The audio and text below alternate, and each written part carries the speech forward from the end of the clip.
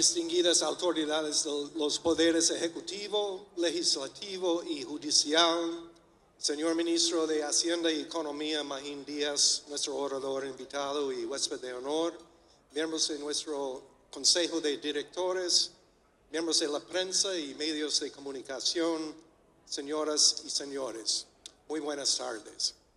En nombre de la Cámara Americana de Comercio, me complace darles la bienvenida y agradecerles su presencia en este almuerzo de trabajo. Hace poco un mes, muchos de nosotros nos reunimos durante nuestro evento Visión de Negocios, donde analizamos las perspectivas de la economía global y los riesgos que podrían influir en el desempeño económico de los próximos meses. Entre los temas que generaron mayor preocupación estuvo el conflicto en el Golfo Pérsico y la advertencia de que si la guerra se prolongaba, podrían producirse interrupciones aún más significativas en el suministro mundial de petróleo, con consecuencias importantes para los mercados energéticos. Lamentablemente, esas preocupaciones no solo se mantienen vigentes, sino que se han intensificado. El conflicto se ha escalado, incrementando la incertidumbre en los mercados internacionales. A este se suman los efectos de la guerra en Ucrania, donde los ataques a infraestructura rusa de refinación han añadido nuevas presiones sobre la oferta global de productos refinados de petróleo, particularmente gasolina y diésel. Estos acontecimientos nos recuerdan que vivimos en una economía global profundamente interconectada, donde eventos geopolíticos ocurridos a miles de kilómetros de distancia pueden tener repercusiones directas sobre los costos, las inversiones, la inflación y las perspectivas de crecimiento de nuestros países. Frente a esos desafíos, tanto los gobiernos como el sector privado se ven obligados a tomar decisiones difíciles. Los gobiernos deben encontrar el equilibrio entre la prudencia fiscal y la necesidad de preservar la estabilidad económica y social. Las empresas, por su parte, deben adaptarse a condiciones cambiantes, gestionar riesgos cada vez más complejos y mantener su capacidad de crecimiento y creación de empleos en un entorno de mayor incertidumbre. Y precisamente por eso, la conversación de hoy reviste una importancia especial. Nos honra contar con la presencia del ministro de Hacienda y Economía, Magín Díaz, para conocer del primer mano la visión del gobierno y la estrategia fiscal que se está implementando para enfrentar estos desafíos globales. Sus reflexiones nos permitirán comprender mejor cómo la República Dominicana se prepara para preservar la estabilidad económica, fortalecer su resiliencia y continuar impulsando el crecimiento en el entorno internacional cada vez más complejo. Confiamos en que las ideas y perspectivas que compartirá esta tarde ayudarán a nuestros miembros y al sector privado en general a comprender mejor los retos que tenemos por delante y a tomar decisiones más informadas en estos tiempos de cambio y incertidumbre. El programa de nuestro encuentro en el día de hoy es lo siguiente. Iniciaremos con el almuerzo, seguido por las palabras de bienvenida de nuestra presidenta Francesca Ranieri, quien presentará más formalmente a nuestro invitado y huésped de honor, Magín Díaz, ministro de Hacienda y Economía.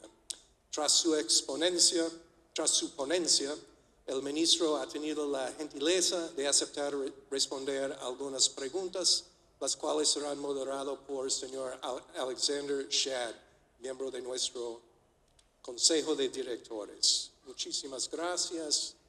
Muy buenas tardes. Me uno a los saludos protocolares y en nombre de la Cámara Americana de Comercio de la República Dominicana les doy la más cordial bienvenida y agradezco su presencia de todos hoy en el día de hoy. Vivimos un momento en el que la economía mundial está siendo redefinida por profundas transformaciones geopolíticas, tecnológicas y comerciales.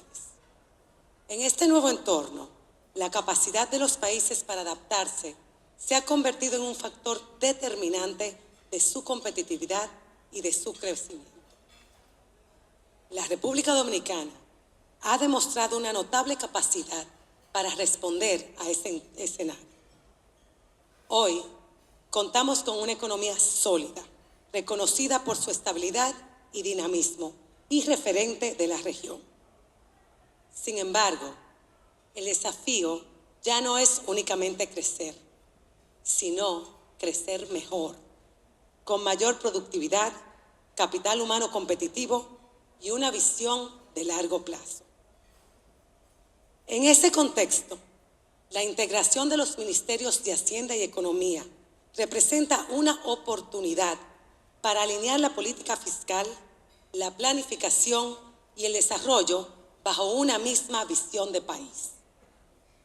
El presupuesto del 2027 será la primera gran oportunidad de cómo esa integración puede traducirse en resultados concretos que fortalezcan la competitividad, impulsen la inversión y sienten las bases de un crecimiento sostenible. Alcanzar ese objetivo exigirá decisiones importantes, pero también exigirá diálogo, confianza y una estrecha colaboración entre el sector público y el sector privado. Al Estado le corresponde ofrecer estabilidad, transparencia, eficiencia y seguridad jurídica. Al sector privado nos corresponde seguir invirtiendo, innovando, generando empleos y aportando conocimiento para fortalecer las políticas públicas. Porque cuando el sector público y el sector privado trabajan juntos, se construyen mejores políticas, se fortalece la competitividad y sobre todo se construye un mejor país. Desde AmCham DR reafirmamos nuestro compromiso de seguir promoviendo espacios de diálogo y colaboración. Nuestros comités de trabajo continuarán poniendo a disposición del país su experiencia, su capacidad técnica y la visión de nuestras empresas socias para contribuir a la construcción de políticas que fortalezcan la competitividad y el desarrollo de la República Dominicana. Estamos convencidos de que las mejores decisiones son aquellas que nacen del diálogo, trascienden el presente y construyen un futuro más próspero para todos. Señor Ministro, agradecemos su disposición de compartir con nuestra membresía la visión del Gobierno sobre los desafíos y las oportunidades que marcarán esta nueva etapa para la economía dominicana. Señoras y señores, recibimos con un fuerte aplauso al Ministro de Hacienda y Economía, señor Magín. Señora Francesca Rainieri, presidenta de AmCham. Honorable Luis Henry Molina, presidente de la Suprema Corte de Justicia. Honorable señor Román Jaques, presidente de la Junta Central Electoral. José Ignacio Paliza, ministro de la Presidencia. Mi amigo Andrés Bautista, ministro administrativo de la Presidencia. Joel Santos, ministro de Energía y Minas. A los directores de Impuestos, Pedro Urrutia y Nelson Arroyo, director general de Aduanas, gracias por su presencia. Samuel Pereira, que está por aquí también, y otros amigos funcionarios, señores miembros del Consejo de Directores de AmCham, representantes del sector empresarial, funcionarios del sector público y privado, invitados especiales, y como siempre a mi familia, porque ellos son los que llevan la mayor carga de soportar este cargo. Esta es la cuarta vez que me toca exponer en este auditorio de AmCham y la segunda como ministro de Hacienda y Economía. Pero antes de avanzar en mis palabras, tengo que expresar que me sorprendió esta nueva invitación debido al poco tiempo transcurrido desde cuando vine el 3 de marzo hace apenas 4 meses. Pero en un cuatrimestre ocurren muchas cosas, sobre todo desde una función como la que desempeño, que no da margen para aburrirse. Y es una buena oportunidad para explicar algunas decisiones del gobierno, del rumbo que llevamos en el contexto de la incertidumbre global que está impactando con fuerza desde hace unos años y que se ha agravado en los últimos meses con los acontecimientos geopolíticos conocidos. No es de extrañar que el concepto de policrisis, que se puso de moda con la sucesión de eventos adversos que ocurrieron a partir del COVID, fuera sustituido por el término de permacrisis. Ya no es solo una crisis que abarca todo, sino que es permanente. Es el mundo en que vivimos y al que los gobiernos y las sociedades tienen que enfrentarse con las mejores herramientas de política económica a su disposición para ayudar a los países a sobrellevar las coyunturas críticas de la mejor manera posible. Este mes no solo coincide con mi primer año de gestión al frente de la economía del país, sino también con la fusión de los ministerios de Hacienda y el de Economía, Planificación y Desarrollo. Este proceso de unificación de los dos ministerios más importantes del área económica del gobierno se hizo sin traumas, consolidándose ahora una institución cohesionada que maneja todo el espectro de la hacienda pública y la planificación económica del país. Ahora, entremos en materia y esta presentación la pueden circular como siempre al final y terminaré con unas palabras. Voy a tratar de ser lo más breve posible para dar un tiempo a preguntas y respuestas. Bueno, esto es lo que estamos viviendo y lo que el profesor Mervyn King, que fue muchos años presidente del Banco Central de Inglaterra, llama un periodo de incertidumbre radical, donde no es posible conocer las probabilidades, realizar pronósticos, todo está cambiando. Y ese es el concepto que mejor aplica, yo creo, a lo que hemos vivido y lo que estamos viviendo en los últimos años. Y estos son índices que tratan de capturar la incertidumbre. Algunos son algoritmos de inteligencia artificial, otros encuestas, que tratan de capturar la incertidumbre en política económica, en política comercial, la incertidumbre global, incertidumbre en el mercado petrolero, y fíjense cómo todos esos índices se han disparado desde el 2025. Algunos han bajado, pero han vuelto a subir, como el caso del petróleo, otros se han quedado arriba. O sea, vivimos en una etapa que, de cualquier forma que uno lo mire, es uno de los periodos de mayor incertidumbre que ha vivido la economía mundial. Y esta gráfica la presento en todas las presentaciones que he hecho desde hace años. Cuando yo prendo mi computadora, lo primero que yo chequeo es cómo está la tasa de los bonos del Tesoro a 10 años.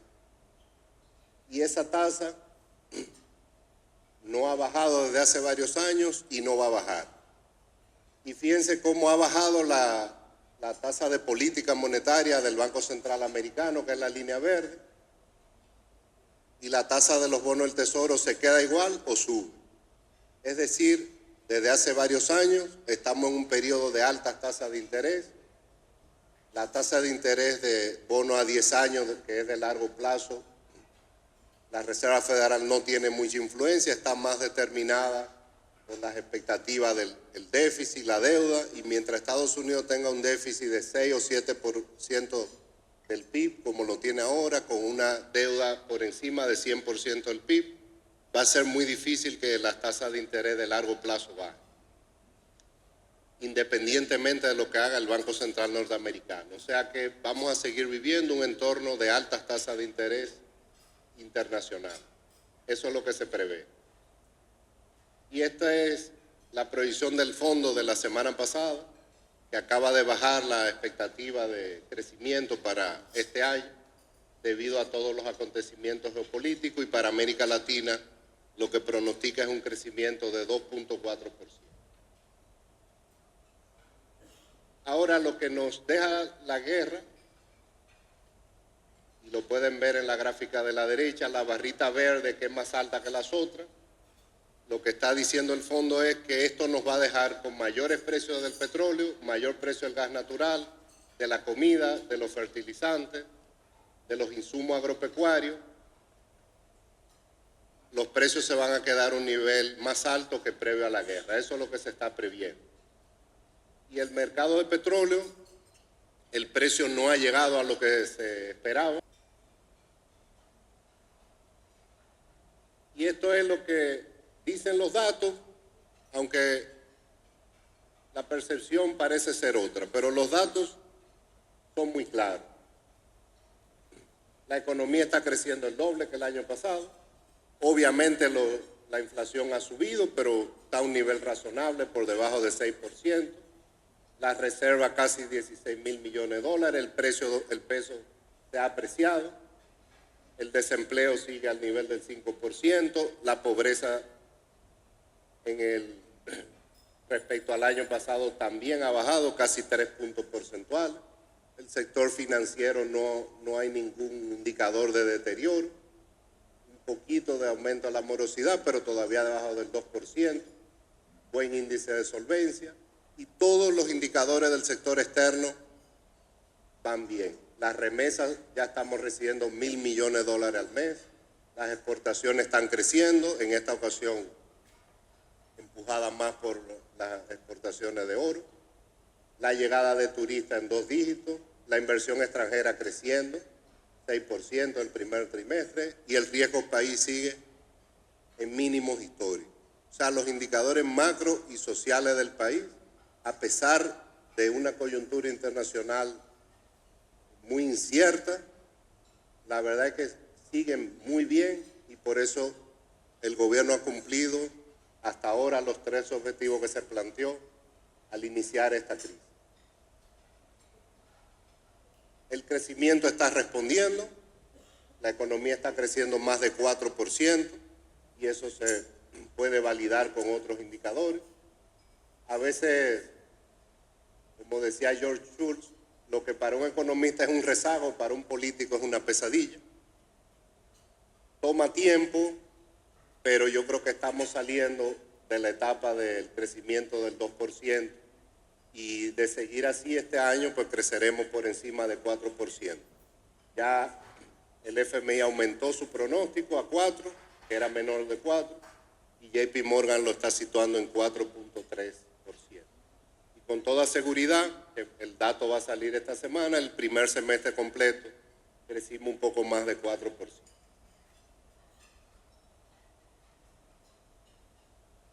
¿Cómo va creciendo el gasto público? Más fácil verlo en una gráfica.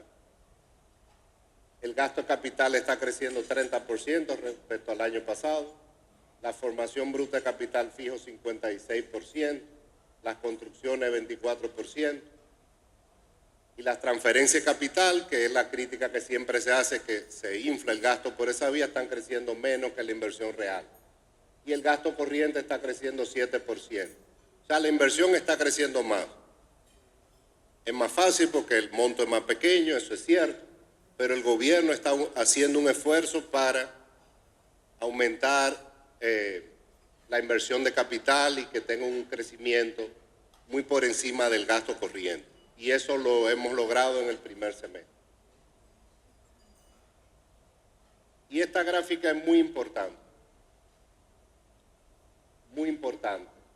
porque generalmente el precio del petróleo se usa como referencia para los combustibles, porque es una buena aproximación de los derivados del petróleo, de la gasolina y del diésel, pero lo que ha pasado, lo que pasó el último mes es que el precio del petróleo bajó mucho, pero los derivados no bajaron. Durante gran parte de la crisis los precios del petróleo crecieron más de 70%, ahora más o menos 30% respecto al inicio del año, pero la gasolina y el gasoil a nivel internacional, que son las referencias que marcan los precios locales, con respecto a inicio del año han crecido 50 y 68%, y esa divergencia se inició el último mes, no se están moviendo juntos. Significa que aunque el precio del petróleo haya bajado, eso no necesariamente implica menores precios a la gasolina y el gasol a nivel internacional. Y eso es un problema para todos los gobiernos.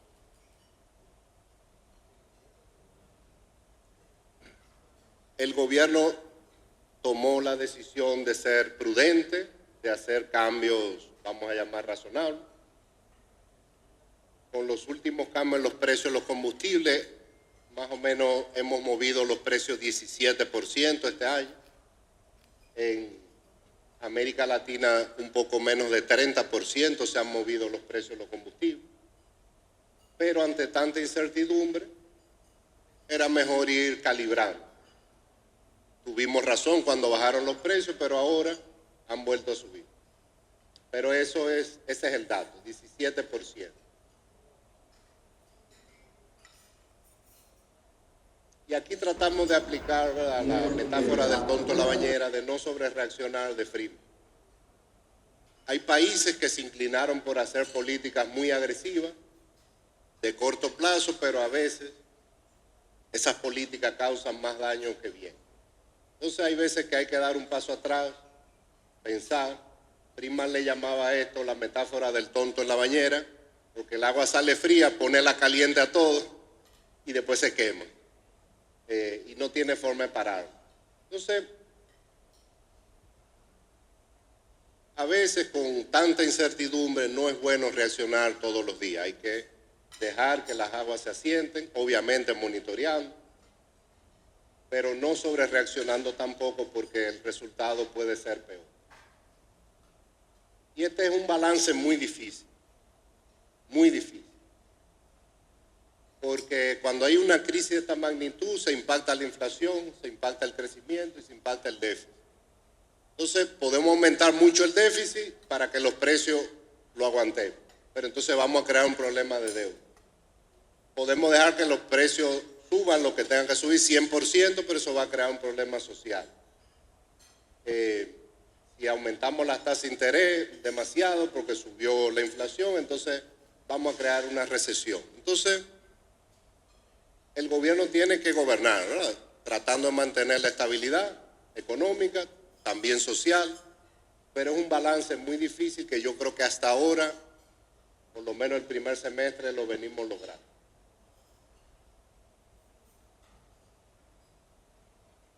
Cambios tributarios. La verdad es que se ha complicado mucho, sobre todo después del 2019, diría yo, y del 2020, hacer cambios tributarios en América Latina. En Chile hubo la explosión social, después vino el COVID.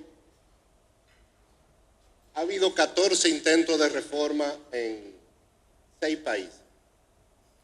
12 fracasaron y 2 fueron éxito entre comillas. Colombia pudo hacer una después de una explosión social. Ecuador hizo una en junio del 2024, después que falló la de marzo. Y nosotros intentamos 2020, 21 y 24. Ya hacer una reforma no es un tema de política económica. Tiene que estar bien hecha, eso ayuda, esa es la política económica, pero es más un tema de economía política.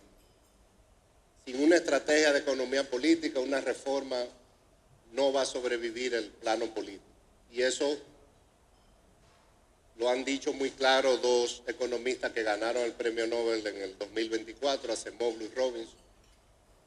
El análisis económico debe identificar las condiciones en que la política y la economía entran en conflicto, que es casi todo. Y posteriormente evaluar las propuestas de política teniendo en cuenta dicho conflicto y las posibles reacciones adversas que ésta genera. Colombia, la del 2021, es de las mejores que yo he visto.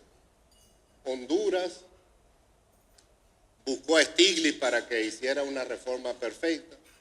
En Chile saben de impuestos y no han podido.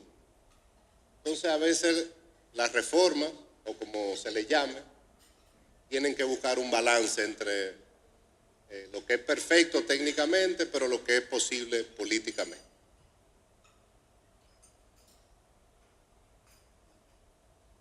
esta sección no se puede quedar porque yo hablaba mucho antes de tener el cargo, ¿verdad?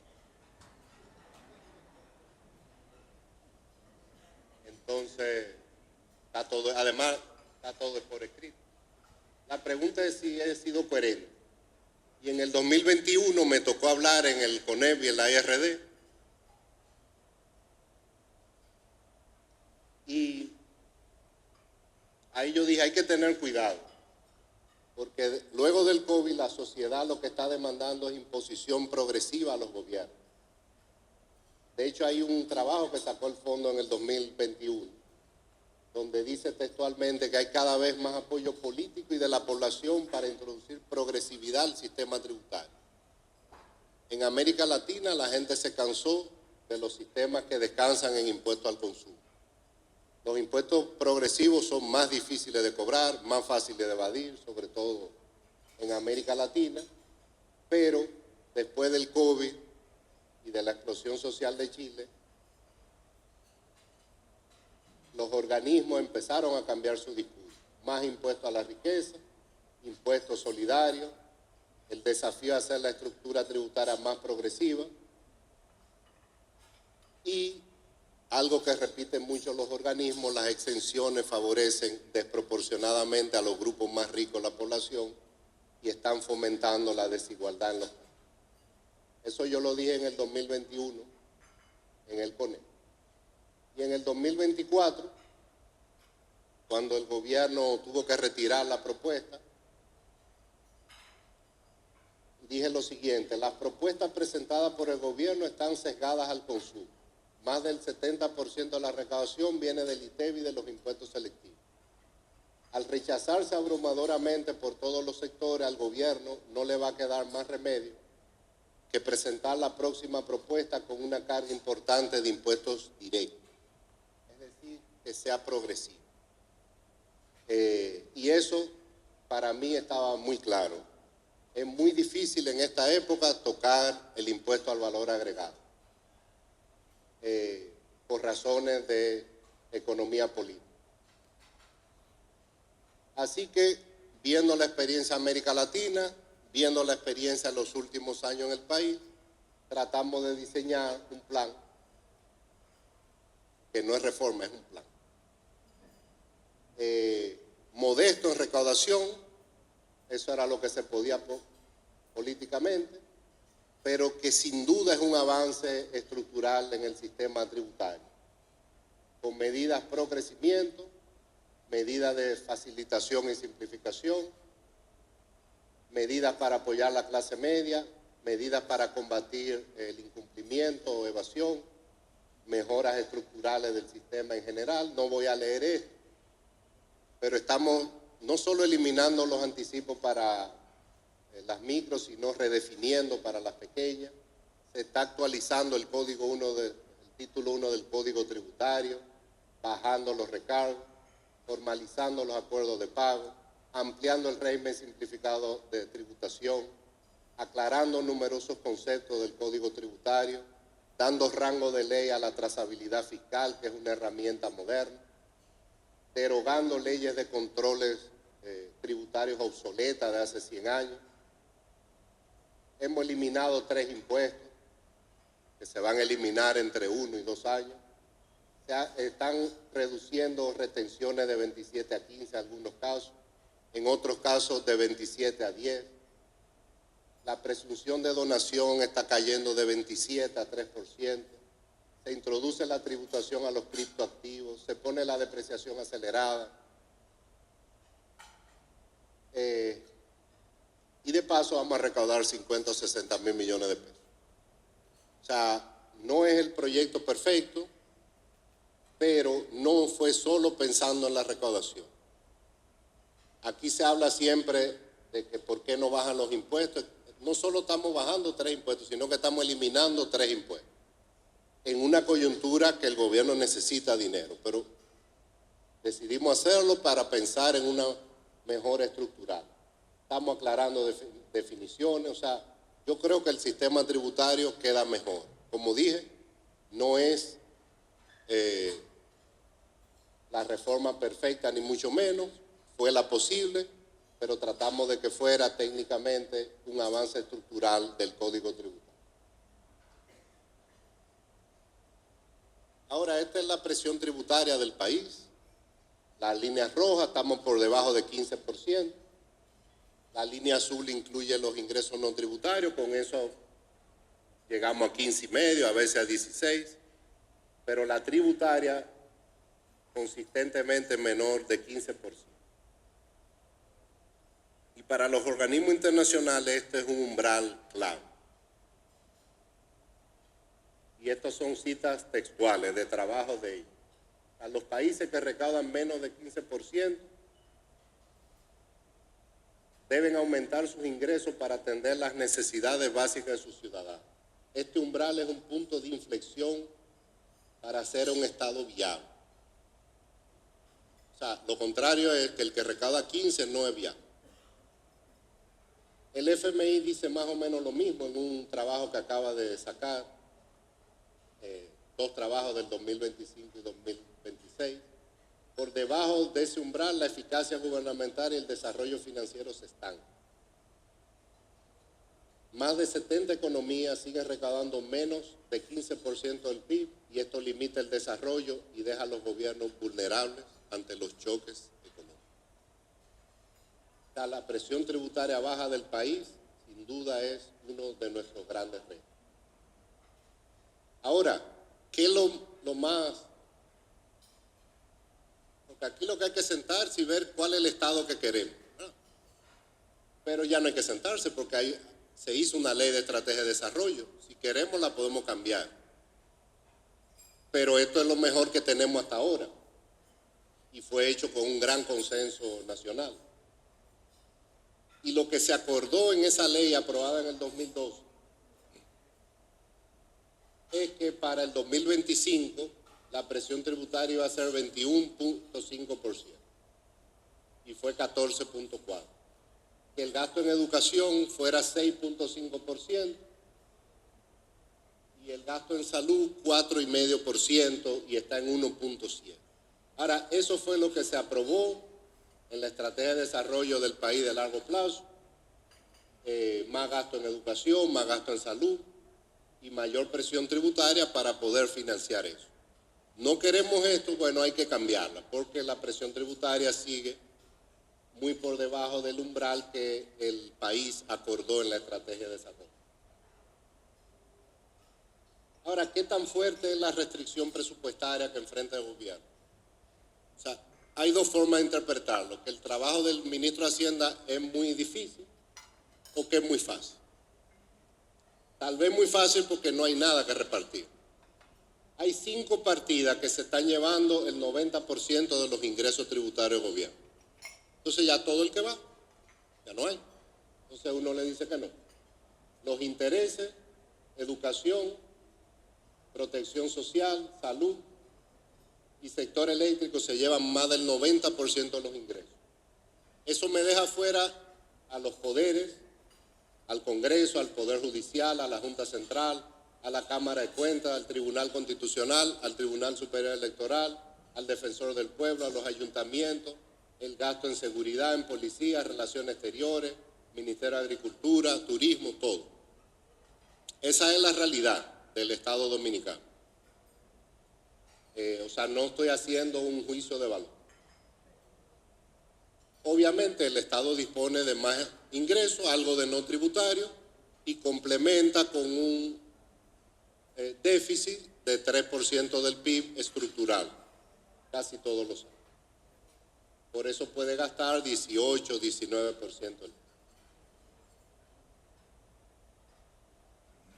Ahora, ¿cuál es el futuro del sistema tributario? Y vamos a dejar a ver qué opina el Banco Mundial del BID, así le echamos la culpa a ellos, es una estrategia que no usan. El 50% del ITEVI está exonerado. Ahora pónganse en el lugar del que hace política económica. Lo que está exonerado son los alimentos, la medicina, la educación privada y la salud privada. En los países que funciona el IVA bien, como Chile, El Salvador funciona bien, Eso está grabado. Pero ahora el reto es ponerle ITEVI, sería el reto a los colegios, a la educación privada, a la medicina, a los alimentos. Ese es un reto. Ahora, el problema no es ese, sino que eso complica la administración del sistema. Y esa complicación es el principal obstáculo para elevar la recaudación. El Banco Mundial dice más o menos lo mismo. Muchos incentivos no responden a una buena política industrial, terminan subsidiando empresas grandes, ineficientes y ya establecidas. Pero lo importante es lo último, la complejidad reduce la capacidad de fiscalización, favorece la concentración del mercado y fomenta la evasión. O sea, yo creo que hemos mejorado el sistema tributario con este plan, pero es pequeño. Mientras este sistema siga siendo tan complejo, con tantas exenciones y leyes de incentivos, va a ser muy difícil combatir la evasión. Y aquí lo vemos, porque hacemos muchas reformas, que es una crítica que se hace al país, pero eso pasa en América Latina. Cada 2 o 3 años se hace una reforma. Ahora es la primera vez que pasaron 14 años sin una. Pero también hacemos contrarreforma. Hacemos una reforma y en los siguientes 6 meses cambiamos muchas de las cosas que habíamos puesto en la reforma, que restan ingresos. Entonces, aquí va a haber que sentarse, como se hizo en el año 92, cuál es el sistema tributario que queremos, cuánto queremos gastar, hacer un sistema tributario que sea sostenible en el tiempo y que se mantenga, no que hagamos reforma y después hagamos contrarreformas que quitan algunos de los avances que se vayan haciendo.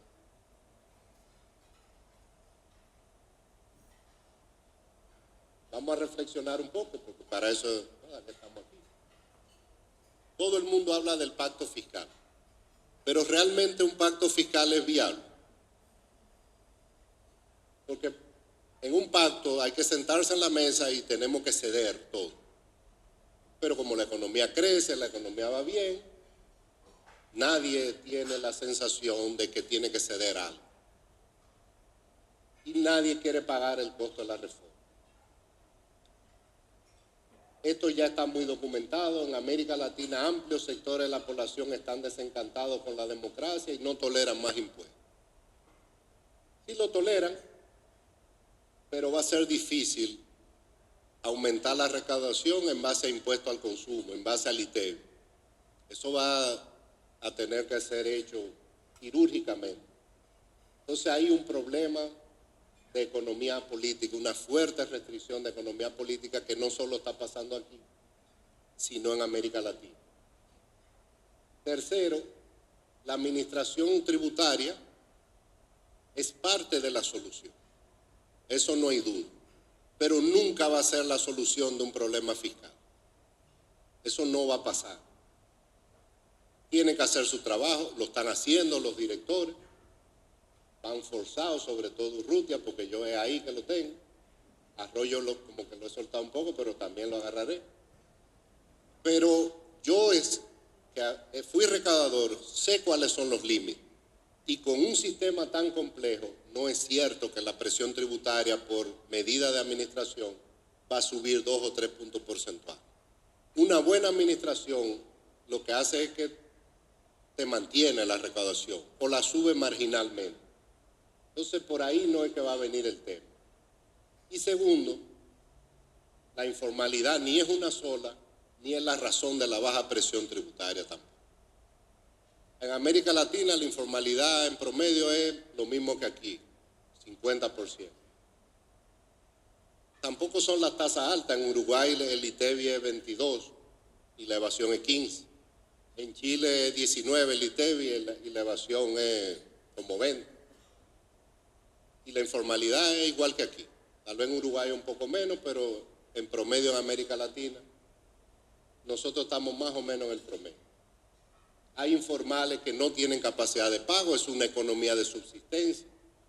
Hay un mito de que los informales ninguno paga, eso no es verdad, porque los informales consumen y si hay impuestos selectivos y débiles, a eso viene consumo y pagan impuestos. Y los monotributos y regímenes simplificados hay que diseñarlos muy bien porque en muchos países han sido más un problema que una solución. O sea, los regímenes simplificados no son para aumentar la recaudación de un país, son para darle sentido de pertenencia a todos los pequeños y que vayan siendo parte del sistema y que vayan creciendo para luego salir de esos regímenes simplificados. Pero solo hay un país en América Latina en que un régimen simplificado recauda más de 1% del PIB, que es Brasil, que es un país que recauda igual o más que un país desarrollado, más de 35% del PIB. Entonces yo creo que tenemos que sentarnos, tal vez lo ideal al principio un gobierno, pero partiendo de premisas que sean reales, de datos concretos. No se va a solucionar esto con administración tributaria. Hay países con una evasión muchísimo más baja que tienen informalidad igual que nosotros. Y hay que diseñar un sistema que también la sociedad lo acepte, que sea un poco más balanceado desde el punto de vista de la estructura de los impuestos.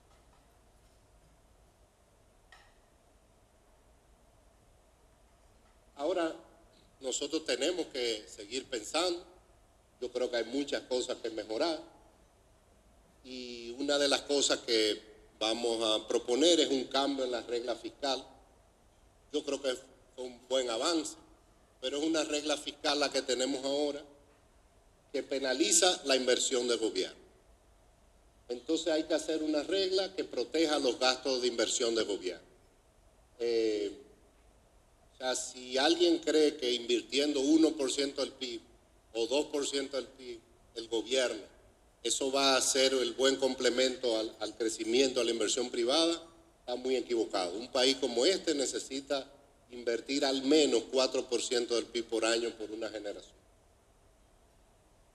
Entonces la propuesta va a ser un tope al gasto corriente primario para proteger la inversión, pero que también haya un parámetro de deuda. Mientras más lejos estemos de la meta de deuda, pues la restricción va a ser más fuerte. Si estamos más cerca, más débil. O sea, una regla más suavizada, eso no hay que entrar en eso. Para mí lo importante es que hay que proteger la inversión pública y hacer las reglas sobre el gasto corriente del gobierno. Yo creo que ya es el momento de hacer un cambio en los precios de los combustibles. Yo soy un gran aliado del ministro de Industria, es una relación muy fluida. Todos los viernes yo le echo un boche, él dura 3 días sin hablarme y después hacemos las paces los lunes o los martes. El ministerio está trabajando, o sea, él está haciendo su rol, pero nosotros importamos el 100% de los combustibles. O sea, no es razonable que si suben los combustibles 20%, suba una semana de combustible. Eso no, eso es imposible. Ningún país, bueno, Estados Unidos, los países desarrollados, pero siempre hay algún tipo de regla. Es un subsidio altamente regresivo, y aquí se ve claramente, sobre todo la gasolina premium. El 75% del consumo de gasolina premium va al 20% más rico de la población. Eso no es un buen uso de los recursos. Por eso hemos hecho más aumento en la gasolina premium que en el resto de los combustibles, porque estamos subsidiando a los ricos. Pero en general, al ser un subsidio generalizado, pues es regresivo. Y lo que vamos a ir, y eso estamos trabajando con el Ministerio de Industria, es que hayan cambios regulares, pero que sean predecibles. Poner unas reglas. Por ejemplo, los precios de la gasolina no puede subir más que un 1% semanal, por ejemplo. Ahora, cuando baje, no se va a bajar en la misma proporción porque hay que compensar. Ahora también tendrá un mecanismo de banda para cuando haya periodos como este de altísima incertidumbre. Pero que sea menos discrecional y que la gente entienda que los precios se tienen que mover. porque es la señal. Obviamente el gobierno interviene, modera, subsidia, pero con reglas claras y transparentes. Y otra reforma que estamos trabajando es la de la transferencia monetaria. Ahora hay mucho más información, el país tiene un buen andamiaje para entregar las ayudas sociales, pero la metodología va mejorando. Y lo que hemos detectado es, y esto pasa en todos los países, hay dos tipos de errores. Hay quienes están recibiendo transferencias que no deberían recibir, y hay quienes sí deberían recibir transferencias y no las reciben. O sea, hay un espacio para mejorar. Eso no significa que el gasto va a bajar, porque hay gente que tiene que recibir transferencias y no está recibiendo. Pero sí vamos a hacer un gasto mucho más eficiente y menos regresivo de lo que es ahora, al estar dándole transferencias a personas que no las necesitan. Porque no hay peor error que dejar sin transferencia a un hogar pobre. El gobierno lo que quiere asegurar es que haya un piso para ese tipo de personas, con un mecanismo de salida, todo lo que usted quiera, pero ahora que el Sistema Único de Beneficiarios es parte del Ministerio de Hacienda y Economía, para nosotros es más fácil darle seguimiento y tener influencia, y yo creo que ahí hay un margen importante para mejorar la calidad del gasto, y ya hemos empezado y en unos meses veremos cuáles serán los resultados. Pero ahí hay un buen margen para mejorar la calidad del gasto. Y esta pregunta me la hicieron en una entrevista que fui al Caribe el otro día. Fue casi despectivo. Pero si tú eres un economista neoliberal, ¿por qué tú ahora hablas de pobreza y desigualdad? Porque la desigualdad, la pobreza, hay muchas cosas que se pueden hacer. La economía avanzó muchísimo en los últimos 50 años y hay políticas que no fácil, pero ayudan a reducir la pobreza. Además de que lo que más ayuda siempre es el crecimiento económico. La desigualdad es mucho más difícil, cambia en generación, tiene que ver con la educación, hay un rol importante para el gasto público, pero tiene que ser como en Europa, que es un gasto más alto, y no necesariamente eso es lo que se quiere. Ahora, esto yo lo copié de un ejercicio que hizo un economista chileno, de cómo, más o menos, a qué se parece cada decil de ingreso. Entonces, convivimos en un país que hay gente que vive como con el ingreso de la Franja de Gaza, o del Congo, o de Turkmenistán, con un país que hay gente que vive como en Suiza, Noruega o Luxemburgo. Y cuando se rompe la cohesión social de un país, como pasó en Chile, como más o menos ha pasado en Ecuador, como iba a pasar en Colombia, eso es muy peligroso, porque revertir eso casi no tiene marcha atrás. Entonces nosotros hemos sido muy exitosos en crecer. Yo creo que el gobierno ha mejorado, aunque siempre se va a criticar al que tenga el gobierno. Los programas del gobierno han mejorado, hay margen para mejorar más, pero hemos sido exitosos en mantener la cohesión social y la paz social. Pero si no hacemos políticas públicas más dirigidas, tanto del gasto como del sistema tributario, esa estructura no va a ser sostenible. Y si se rompe esa cohesión, pues ahí sí va a ser difícil para nosotros crecer. Por eso, en el Caribe que me preguntaron, es que yo hablo ahora tanto de pobreza y de desigualdad social. Porque tenemos que evitar un problema con la distribución del ingreso del. Ahora, ya antes de terminar, el gobierno está muy claro. Yo creo que este es el gobierno más pro mercado que ha habido, que cree en la iniciativa privada, es el gobierno que más ha recibido inversión extranjera directa, políticas macroeconómicas responsables, obviamente un componente social importante. Para nada estamos diciendo que está todo bien, hay retos grandes, el tema de la permisología y se está trabajando duro, el tema del comercio informal, hay reformas pendientes, la calidad del gasto es un tema continuo. Ahora, yo no podía hablar, uno no debe hablar de lo personal, pero, o sea, un cargo no te puede hacer perder tus principios. Obviamente, el jefe del gobierno es el presidente, él es el que marca la política. Pero yo estoy claro en que los aranceles excesivos dañan la economía, al igual que el proteccionismo, eso es cosa del pasado. Podemos escoger 2 o 3 sectores, eso es otra cosa. Un profesor mío me dijo, deja el sector agropecuario tranquilo, y ya abriste la economía en todo lo otro. Banco Central y Administración Tributaria profesionales independientes. El presidente es el jefe de la Administración Tributaria, el que ocupa el cargo, bien, es un político, uno se convierte en un político designado, pero Banco Central y Administración Tributaria, con el mejor personal que el país tenga a la disposición para tener esas instituciones a nivel mundial. La política industrial podría funcionar en unos pocos casos, pero eso de generalizado, tipo CEPAL, en los años 70, eso no funciona.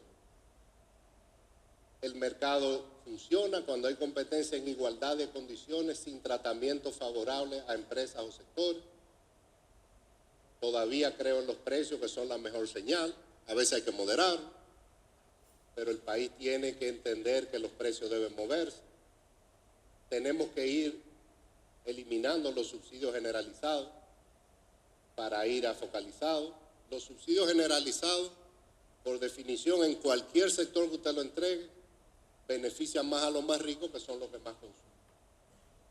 Responsabilidad fiscal, pero reconociendo la importancia de la inversión pública como complemento a la privada.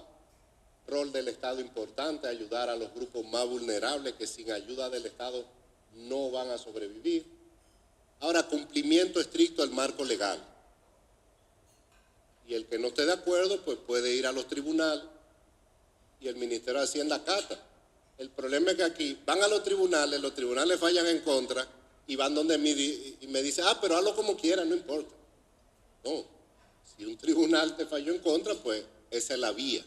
Entonces nosotros somos respetuosos del marco legal. Yo no estoy ahí tampoco para establecer mis criterios, sino los criterios que tenga la ley bajo el jefe de la administración pública, que es el presidente Abinader. Y con esto termino esa presentación y que la pueden circular obviamente. Y ya para concluir, unas palabras. ¿Vamos bien hasta ahora?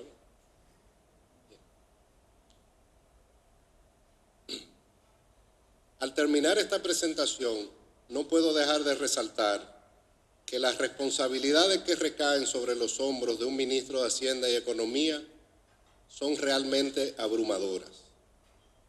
No solo se trata de diseñar la estrategia de las finanzas públicas, sino también ahora la planificación de la inversión, la estrategia de desarrollo, responsabilidades sobre la gestión de programas sociales que administra el gobierno y la supervisión de numerosos fideicomisos públicos, los cuales estamos controlando con rigurosidad para que no se conviertan en fuentes de distorsiones presupuestarias, sino que logren el fin de eficiencia para el que fueron creados. A esto hay que añadir que el Ministerio preside o es miembro de más de 100 consejos y comisiones gubernamentales, algunas indelegables para un ministro, como la Junta Monetaria, el Consejo del Banco de Reservas, el Gabinete Eléctrico, la participación en fideicomisos, en la refinería dominicana y la presidencia del CONCLAFIT, ente responsable del funcionamiento y coordinación del sistema de prevención, detección, control y combate al lavado de activos. Esta carga es muy pesada y solo es llevadera con un equipo de los mejores profesionales como el que hemos agrupado en el ministerio. Pero la carga se hace más pesada porque la demanda del tiempo de un ministro la quieren ocupar los lobistas y entes particulares para resolver sus temas individuales sin pensar que esa no es la función de un ministro. Por eso, nuestra gestión tiene las puertas abiertas para escuchar a los gremios y organizaciones, también para quienes nos van a criticar de manera constructiva para encontrar puntos de mejora, pero están absolutamente cerradas para los que entienden que un ministro es un lacayo capturado por intereses y grupos de presión particulares que no piensan en el bienestar común del país.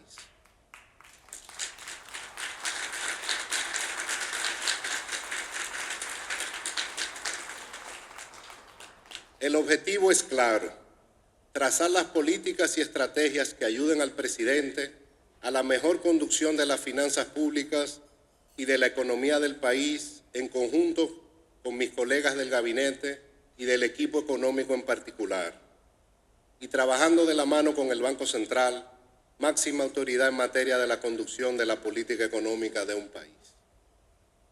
En tiempos de permacrisis, conducir la economía exige mucho más que administrar cifras. Exige preservar la estabilidad sin renunciar al crecimiento, ordenar las finanzas públicas sin paralizar el desarrollo y tomar decisiones pensando en el interés general, aun cuando no siempre sean las más cómodas ni las más populares. Este es el compromiso que hemos asumido: no gobernar para las presiones del momento ni para los intereses de unos pocos, sino construir junto al sector privado y a toda la sociedad una economía más sólida, productiva e inclusiva. Porque las crisis pueden imponer las circunstancias, pero nunca deben dictarnos el rumbo. Muchas gracias.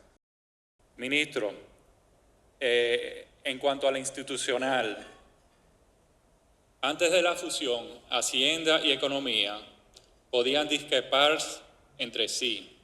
Hoy esa discusión o conversación ocurre primordialmente en su misma cabeza. Cuando el ministro de Hacienda y el ministro de Economía no están de acuerdo, ¿quién suele ganar esa conversación? El de Hacienda gana. ¿Y por qué? No, es un balance. El de Hacienda está más preocupado por el de corto plazo, pero no se debe perder la perspectiva de largo plazo. O sea, hay que tener un plan de desarrollo a largo plazo, hay que planificar la inversión pública, hay que evaluarla, hay que ver si es rentable, hacer análisis de costo-beneficio. Hay que ver también el territorio, esa es parte de las funciones del área de economía, pero también hay restricciones presupuestarias, hay coyunturas. Entonces, uno trata, como el dibujito que yo puse ahí, hacer un balance. Ahora, cuando hay crisis hay que manejarla, es como un banco central que tiene que tomar medidas, aunque sean dolorosas en el corto plazo. Entonces, en ese sentido, Hacienda prevalece, pero sin perder la perspectiva. Muchas gracias. El paquete tributario permitió comprar tiempo frente a varios choques, como usted mencionaba, el energético principalmente, con subsidios que ya superan 21.000 millones de pesos. Pero toda solución transitoria tiene un horizonte de agotamiento. ¿Cuál es el umbral, sea económico o fiscal, a partir del cual el país tendría que dejar de responder con ajustes puntuales y adoptar un cambio permanente en la forma de administrar este tipo de shock o esta forma que es el mundo ya? Cambio permanente no hay. El Código Tributario se hizo en el año 92, el mejor de la historia, pero en el 96 se intentó reformarlo. Leonel, cuando llegó, hizo un intento de reforma. Y después Hipólito hizo una reforma. O sea, no tiene que ser algo permanente. El tema es que cada vez tenemos menos espacio fiscal. Entonces, hay que definir el Estado que queremos. Y la mejor definición era lo que estaba en la estrategia de desarrollo. Yo no creo que el país con inversión pública de 2,5% del PIB pueda llegar. pero con el gasto en salud pública en 1.7 tampoco. Ahora, no hay cómo aumentar eso, que no sea aumentando el déficit, pero los gobiernos aquí todos son responsables, mantienen un déficit razonable. Entonces, bueno, tenemos que sentarnos como nos sentamos en la estrategia de desarrollo. Y eso va a implicar un aumento de la presión tributaria. Y ahí yo he sido consistente. Yo creo que en el Estado puede haber margen para reasignar gastos, pero estamos en un nivel de gasto de 18, 19% del PIB, que es lo que manda el manual para un país como este. No mucho más de ahí, tal vez un Estado de 20% del PIB, para poder atender la inversión pública, la salud, un poco más a los poderes independientes, que algunos tienen su presupuesto congelado desde hace años. Eso no puede ser. Pero para eso hay que aumentar la presión fiscal. Pero hay que saber hacerlo en esta época. Por la parte social y estabilidad. Porque hay que mantener ese balance. En cuanto a la inversión pública, bueno, más que un secreto, y usted hizo alusión a su vida anterior a la designación, se ha vuelto un enigma a voces lo que usted advertía en sus artículos antes de ser ministro, que el problema de la inversión pública no es solo que es estructuralmente baja, sino que lo poco que asigna se ejecuta con dificultad. Tras un año dentro del Estado, ¿cómo ha lidiado con eso y si se ha podido ir resolviendo ese enigma? Vi que han habido incrementos importantes en las inversiones de capital, pero menciona también que igualmente estamos bastante bajos con el ideal de 4% que mencionaba. Bueno, lo que pasa es que hay dos temas. Uno es que el nivel no es alto por la restricción presupuestaria, pero ya el año pasado hicimos el esfuerzo. Se aumentó la inversión de 2.2 a 2.7% del PIB, manteniendo un déficit razonable. La ejecución del gasto capital el año pasado, desde julio en adelante, se duplicó de 10.000 millones mensuales a 20.000 millones. Y este año el gasto capital, sin las transferencias de capital, está creciendo 30%. Obviamente sobre una base baja, pero estamos haciendo el esfuerzo. Los principales ejecutores van en línea para gastar su presupuesto holgadamente, Obras Públicas y el Ministerio de Vivienda. O sea que estoy conforme. Ahora lo que tenemos es un límite que nos lo impone el déficit fiscal, pero yo creo que la ejecución ha mejorado mucho. ¿Hasta cuándo se podría, con el escenario actual, llevar esa inversión de capital? ¿Qué podría hacer? ¿Seguir creciendo? ¿En qué niveles? ¿Se puede? ¿No se puede? No, recuérdate que estamos en incertidumbre radical, no podemos hacer pronósticos. Bueno. Yo creo que con la restricción que hay, haciendo un gran esfuerzo, quitándole recursos a otras instituciones, se podría llevar a 3% del PIB, pero eso implicaría un ajuste muy grande en instituciones que también necesitan sus recursos. Usted acaba de escribir que el gobierno, y es así, es promercado con la iniciativa privada como motor de crecimiento. Por otro lado, los números cuentan una historia un poquito paralela. La nómina pública está en un récord de 780.000 casi empleados y en 2025 casi 8 de cada 10 nuevos empleos formales los creó el Estado. Los países que escaparon de la trampa del ingreso medio mayormente lo hicieron con estados más compactos, pero capaces, que apostaron mucho a la productividad. La República Dominicana necesita un estado más grande, más pequeño, diferente. ¿Y qué haría el suyo para que el próximo punto de crecimiento venga de la productividad y que la formalidad no dependa tanto del empleo público? Una de las cosas que a mí me gustó del presidente Abinader es que él llevó a muchos empresarios al gobierno. Todos aumentaron la nómina. Porque para tú captar gente tienes que pagar bien. No es una coincidencia que las mejores instituciones del Estado son las que mejores pagan. El Banco Central, la DGI, Aduana, la Superintendencia. no son centrales, pero el Banco de Reserva, la refinería, ahí está el mejor capital humano. Bueno, ¿qué yo hice cuando llegué a Hacienda? Yo mejoré los salarios.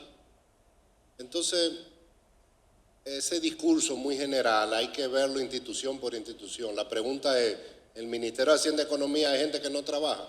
No, yo respondo por mi ministerio.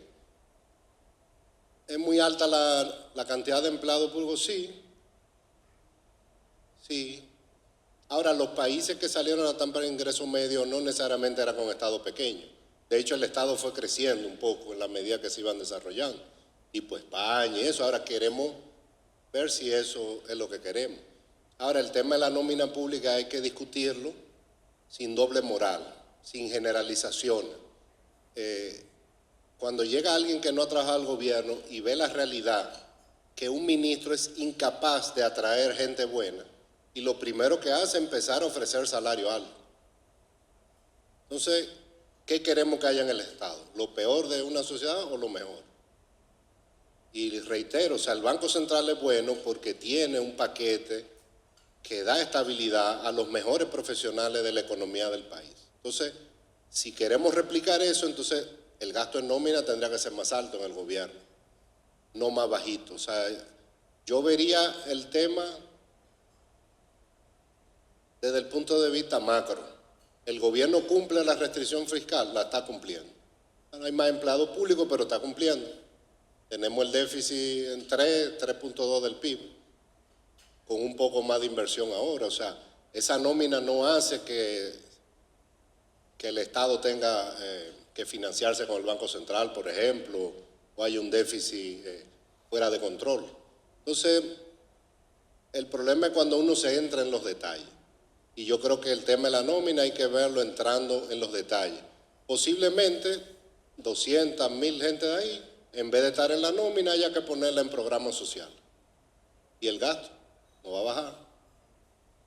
Entonces, al final, yo lo vería el tema macro, de cuál es el Estado que queremos. Porque la realidad es que el sector privado o el modelo económico no absorbe la cantidad de empleo que necesita el país. Sin embargo, ¿hay algo más que se puede hacer para incentivar al sector privado que incremente más su productividad y que pueda así absorber parte de ese capital humano? Bueno, ya esos son temas más complejos de largo plazo, pero eso es lo que hay que tratar. La productividad depende más del capital, de la educación, de la tecnología. Entonces, bueno, hay que invertir en eso. Y la educación es un reto. Pero, como yo lo presenté hace 4 meses, el país creció por acumulación de factores. Más población y más capital físico, no por productividad. Y después de 40 años de tú crecer así, eso se va agotando. Entonces ahora hay que hacer el plan para mejorar la productividad, o sea, un plan de largo plazo. Yo creo que la meta 2036 puede ayudar. Conjuntamente con la innovación y todo eso. Y última pregunta entonces, el señor ministro. Si tuviera que gastar todo su capital político en una sola transformación estructural, ¿cuál sería y por qué? Bueno, el presidente sería él el que tiene capital político. En lo que usted incide. o en cuál trataría de convencer al señor presidente. Bueno, ya lo convencí, hicimos la primera reforma en 14 años, ¿no? Pero ahora a futuro. Es que lo quieren todos.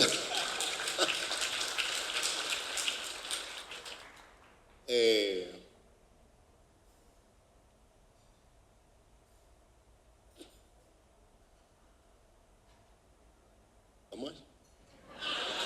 ¿En cuál es? ¿Qué es? Bueno, hay muchos retos. Como usted dijo que todo es un balance y ¿en cuál se haría más esfuerzo, aunque costara capital político? ¿En cuál área haría más esfuerzo para un cambio estructural? Me va a meter en un lío. Porque, no, yo creo que hemos avanzado mucho. O sea, aquí no se cuestiona la estabilidad macroeconómica, no se cuestiona la independencia del Banco Central. Yo creo que el país no puede volver, o sea, ya esos son temas cerrados, que nunca están cerrados, porque en Chile, que tenía el mejor Banco Central del mundo, ese tema se volvió a abrir. Entonces ese tema no debe tocarse, el tema de las políticas macroeconómicas, eso es innegociable. Por eso el último slide por ahí decía, ortodoxia en la macro, pero puedo aceptar heterodoxia en la micro, pero en la macro ahí no se debe ceder.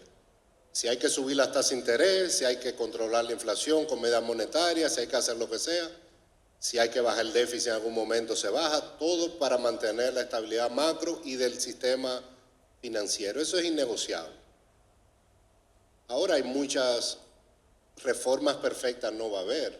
Ahora, si el país quiere dar el gran salto, esto va más allá de lo fiscal y de lo macroeconómico. Yo apostaría, si fuera yo, todo el capital político en la educación. Una gran reforma en la educación.